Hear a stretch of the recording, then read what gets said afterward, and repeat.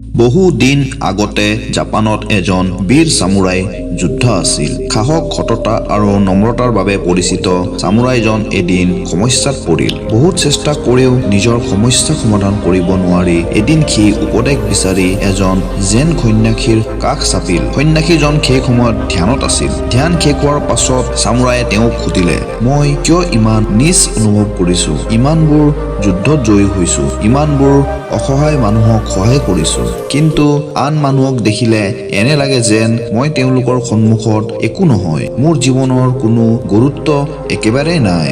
অপেক্ষা কৰক, প্ৰথমতে আগতে অহা ৰাইজৰ প্ৰশ্নৰ উত্তৰ দিয়াৰ পিছত আপোনাৰ লগত কথা পাতিম, সন্যাসীয়ে উত্তৰ দিলে। সামুৰাই ৰৈ থাকিল। গধূলি হবলৈ ধৰিলে আৰু লাহে লাহে সকলো মানুহ উভতি গল। এতিয়া মোৰ বাবে সময় আছেনে? সামুৰায়ে সন্যাসীজনক সুধিলে। সন্যাসীয়ে ইংগিতেৰে তেওঁক পিছে পিছে আহিবলৈ ক'লে।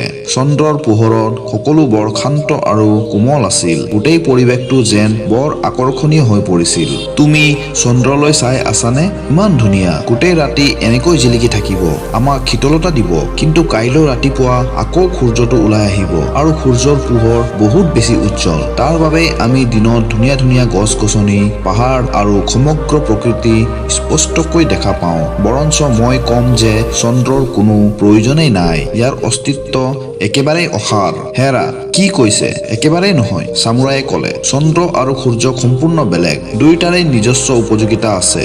দুয়োটাৰে তুলনা এনেকৈ কৰিব নোৱাৰি, সামুৰায়ে ক'লে। গতিকে ইয়াৰ অৰ্থ হ'ল আপুনি আপোনাৰ সমস্যাৰ সমাধান জানে। প্ৰতিজন ব্যক্তি আনজনৰ পৰা পৃথক। প্ৰত্যেকৰে নিজস্ব গুণ আছে আৰু তেওঁৰ নিজৰ নিজৰ ধৰণেৰে এই জগতখনক উপকৃত কৰে। এইটোৱে একমাত্ৰ গুৰুত্বপূৰ্ণ, বাকী সকলো গৌণ। এইটো কৈ সন্যাসীয়ে নিজৰ কথা সম্পূৰ্ণ কৰিলে।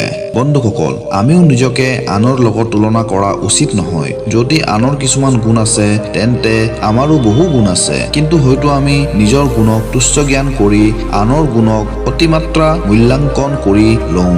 বাস্তৱতা হ'ল আমি সকলোৱে অনন্য আৰু সকলো ব্যক্তি কোনোবা নহয় কোনোবা ধৰণে বিশেষ। সেয়েহে আনৰ সৈতে নিজক তুলনা কৰি মন বেয়া নকৰিব, বৰঞ্চ নিজৰ গুণসমূহক চিনি লৈ সেইটোৰ ওপৰত কাৰ্য কৰক, যাতে আপোনাৰ গুণ আৰু ভালদৰে জিলিকি উঠক। আৰু এটা কথা, এতিয়ালৈ যদি আপুনি আমাৰ চেনেলটো ছাবস্ক্ৰাইব কৰা নাই তেন্তে সোনকালে ছাবস্ক্ৰাইব কৰি দিয়ক আৰু ভিডিঅ'টো যদি ভাল পাইছে লাইক এটা কৰি দিয়ক। মই লগ পাম অন্য এটা ভিডিঅ'। শেষত ভিডিঅ'টো চোৱাৰ বাবে বহুত বহুত ধন্যবাদ।